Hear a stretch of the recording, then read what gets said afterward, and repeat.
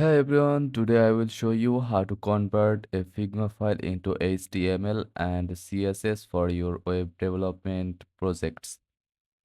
Start by opening your Figma file. Ensure all components are named properly as this will make the export process easier. Next, use a Figma plugin like Figma to Code or Anima. To install, go to the plugin menu, search for the plugin and click install. Once installed, run the plugin, select the frames or components you want to export and choose the option to generate HTML and CSS code.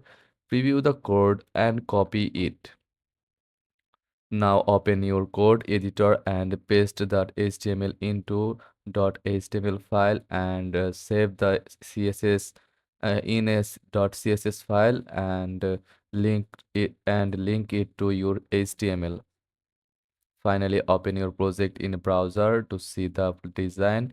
You might need to tweak the code for responsiveness or additional styling. And that's how you can convert a Figma file into HTML and CSS. Don't forget to like and share and subscribe for more tutorials.